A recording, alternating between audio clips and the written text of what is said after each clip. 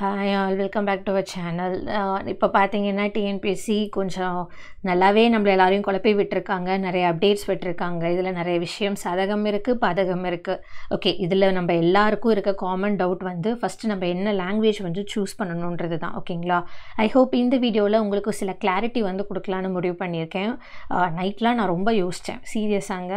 Like I don't have any ஒரு 10 minutes of நிம்மதி sleep கூட எனக்கு இல்லை நேற்று நைட்டு ஃபுல்லாக. நிறைய விஷயங்கள் மனசில் ஓடிட்டு இருந்தது.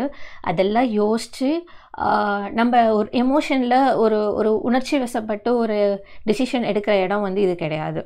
ஏன்னா this is going to decide அவர் ப்ரிலிமினரியை கிளியர் பண்ணுறதா இல்லையான்றது டிசைட் பண்ணுற ஒரு முக்கியமான விஷயமா இருக்கனால தெளிவான டிசிஷன் எடுக்கணுன்ட்டு தான் காலையில் இந்த வீடியோவை வந்து மேக் பண்ணுறேன். ஓகேங்களா?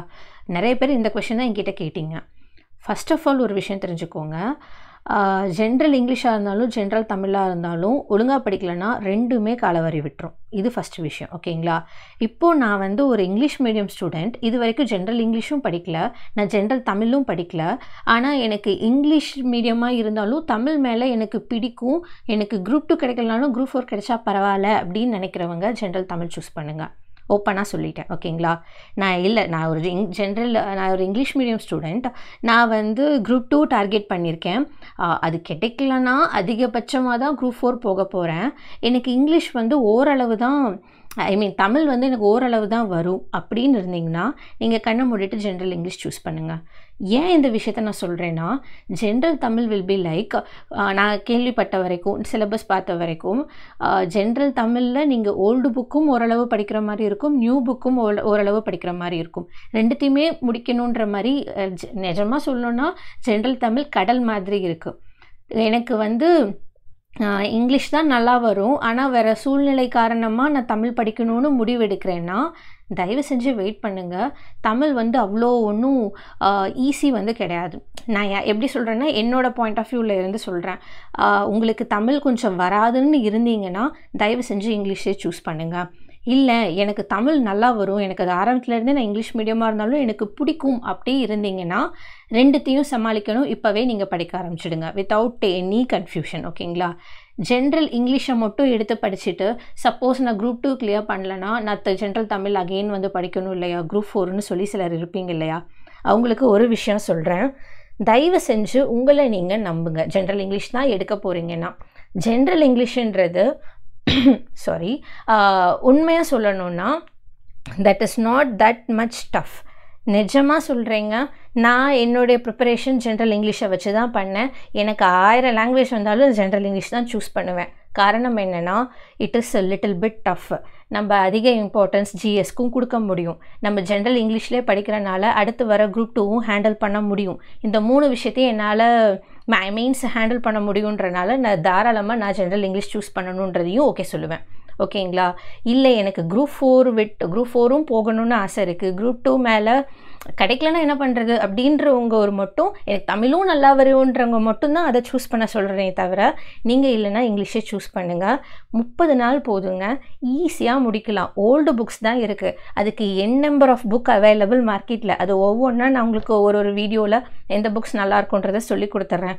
ஒரு ப்ராப்பரான பேட்சாக கரெக்டாக ஃபாலோ பண்ணிங்கன்னா ஜென்ரல் இங்கிலீஷை தட்டி தூக்க முடியும். எனக்கு இதில் முழுசாக நம்பிக்கை இருக்குது, அதனால் சொல்கிறேன். அப்புறம் இன்னொரு விஷயம் வந்து நிறைய பேர் கேட்டது, ப்ரிலிமினரியில் தமிழ் சூஸ் பண்ணிவிட்டு மெயின்ஸ் வந்து இங்கிலீஷில் எழுதலாமான்னு. ஆக்சுவலி அப்ளை பண்ணுறப்போ எனக்கு தெரிஞ்சு கேட்பாங்கன்னு நினைக்கிறேன். பட் எனக்கு என்ன மறந்துட்டேன்னா மோஸ்ட்லி பண்ண முடியும்னு தான் சொல்கிறேன். நான் அப்ளை பண்ணுறப்போ ஜென்ரல் தமிழாக இங்கிலீஷான்னு கேட்பாங்க. ஏன்னா அதுக்கேற்ற மாதிரி தான் புக்லெட் நம்ம கையில் வரும். ஸோ நீங்கள் ஜென்ரல் தமிழ் கொடுத்துட்டு நீங்கள் உள்ளே போயிடலாம். ஆனால் மெயின்ஸ் போகிறப்போ I think question paper will be in bilingual. So நம்ம தமிழ் ஆர் இங்கிலீஷ்ன்றதை நம்ம சூஸ் பண்ணிக்கலாம்னு நான் நினைக்கிறேன். பட் என்ன ஒரு விஷயம்னா இது என்னால் 100% அப்படித்தான்னு சொல்ல முடியல. ஏன்னா டிஎன்பிஎஸ்சி கிளாரிட்டி கொடுக்கல. பெட்டர் நீங்கள் டிஎன்பிஎஸ்சியுடைய இமெயில் இருக்கும் இல்லையா, அதுக்கும் ஃபோன் நம்பருக்கு கால் பண்ணி கேட்கலாம். 10 மணிக்கு மேலே ஷியோராக ட்ரை பண்ணுங்கள். 10 to 11க்குள்ளே ட்ரை பண்ணுங்கள். ஏன்னா மார்னிங் போன உடனே என்ன கொஞ்சம் அட்டன் பண்ணுவாங்க, போக போக நிறைய கால்ஸ் வந்து அட்டன் பண்ண மாட்டாங்க. அதனால் இது உங்களுக்கு சொல்கிறேன். ஆனால் இங்கிலீஷ் வந்து ஈஸி தான். English is not that tough. நீங்கள் குரூப் 2வை நல்லா ட்ரை பண்ணிங்கன்னா ப்ரிலிமினரி ஈஸியாக கிளியர் பண்ணிடலாம். காரணம் என்னென்னா, இப்போது ஜென்ரல் தமிழில் வரவங்களும் கிளியர் பண்ணலாம், இல்லைன்னு சொல்லலை. ஜென்ரல் இங்கிலீஷில் 95+ எடுக்கிறது வந்து அவ்வளோ டஃப்பான விஷயம் கிடையாது. கிராமர் மேபி உங்களுக்கு டஃப்பாக தெரியலாம், அதை நான் உங்களுக்கு ஈஸி பண்ணி கொடுத்துட்றேன். நிஜமாங்க, 1 மாதம் உட்காந்திங்கன்னா ஜென்ரல் இங்கிலீஷை ஈஸியாக முடிக்க முடியும். இதை மட்டும் நம்புங்க. So take your wise decision. நீங்கள் வந்து எனக்கு தமிழ் ரொம்ப நல்லா வரும், ஓரளவு கொஞ்சம் கொஞ்சம் ஸ்டார்ட் பண்ணியிருக்கேன், இப்போ நல்லா தான் போயிட்டுருக்கு தமிழ்னு இருந்தீங்கன்னா தமிழுக்கு போய்க்கோங்க. எதுவுமே ஸ்டார்ட் பண்ணல, எனக்கு தமிழே சுத்தமாக வராதுன்னா தயவு செஞ்சு ஜென்ரல் இங்கிலீஷ் எடுத்துக்கோங்க. இன்கேஸ் நீங்கள் கிளியர் பண்ணலனே வச்சுக்கோங்க. இன்கேஸ் நான் எப்படி சொல்கிறேன், ஜென்ரல் இங்கிலீஷ் எடுத்து நான் குரூப் 2 படிக்கிறேன், பட் நான் கிளியர் பண்ணலை, அப்படி இருந்து நான் இப்போ போகும்போது குரூப் 4 தான் வருதுன்னா அதுக்குள்ளே நீங்கள் என்ன பண்ணியிருந்திருப்பீங்க, ஜிஎஸ்சியும் ஆப்டியும் நல்லா படித்து வச்சுருப்பீங்க, உங்கள்கிட்ட தமிழ் தான் இருக்கும். அப்படி உங்களுக்கு ஒரு சுச்சுவேஷன் வருதுன்னா, ஜென்ரல் தமிழ் தான் படித்தாகணுன்ற ஒரு நிலைமை வருதுன்னா, கிவ் யுவர் பெஸ்ட். ஒரு நாளைக்கு 8 மணி நேரம் உட்காந்து தமிழ் உட்காந்து 1 மாதம் படிச்சிங்கன்னா தமிழை உங்களால் கிராக் பண்ண முடியும். நம்புங்க, எந்த சப்ஜெக்ட்டுமே படிக்கவே முடியாத விஷயம் இல்லை. அது லெவல் ஆஃப் டிஃபிகல்ட்டி, நம்மளுடைய கம்ஃபர்ட் ஜோன், எல்லா விஷயமும் இருக்குது. அதனால் உங்களுக்கு சொல்கிறேன், உங்களுடைய 200% குரூப் 2ல் கொடுத்துட்டு கிளியர் ஆகாத பட்சத்துக்கு அதை பார்த்துக்கலாம்.